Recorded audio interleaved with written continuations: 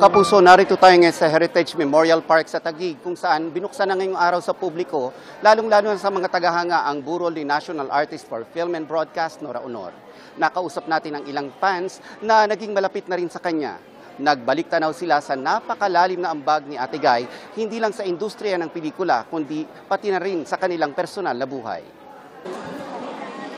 Dala-dala pa ni Lourdes Estigoy ang mga litrato nila ng namayapang superstar. Second generation fan na raw siya na minana pa niya sa kanyang ina. Nanay ko po, bata pa po kami, sinasama kami ng nanay ko sa mga shooting ni Nora. Ang karisma niya talagang di masusukat talaga. Si Aling Lucy Mesa, bitbit ang lumang souvenir na may pirma ni Ate Guy. Isang simpleng paalala ng idolong minahal niya mula pagkabata.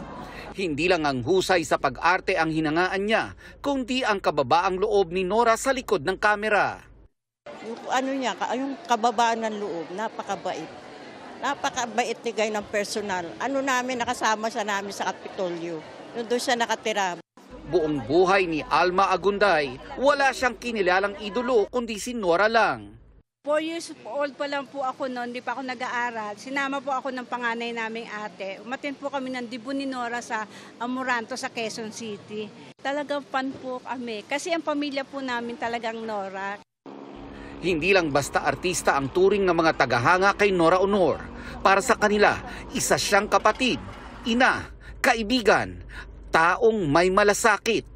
At ito ang bumihag sa kanilang mga puso.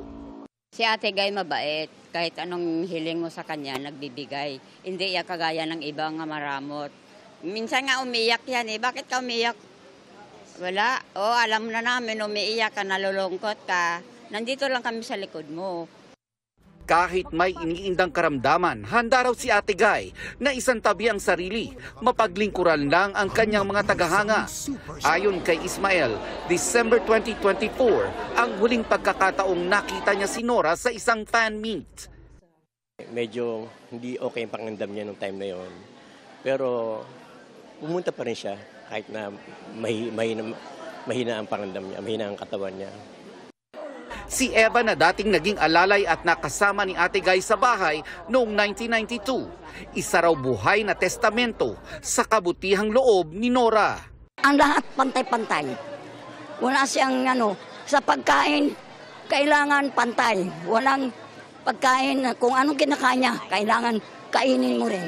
Lalo po sa mga anak niya, napakamahal niya ang mga anak niya. Alam ko ang pagkatao niya. Ako po ay may sakit na rin po, pero tiniis kong pumunta rito para lang po siya makita sa huling sandali. Ang kapal ng mukha mong pumunta sa buhay.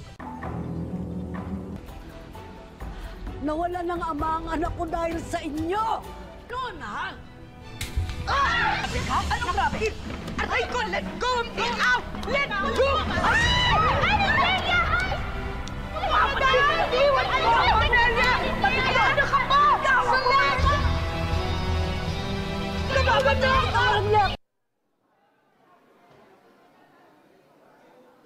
Katatapos lang ng inilaang viewing hours para sa fans si Ate Guy kaninang alas 4 at papunta raw ang marami sa kanila sa Eastwood Walk of Fame para mag-vigil sa star ng namayapang national artist. Magbabalik pa ako para sa mas marami pang update dito sa Heritage Memorial Park.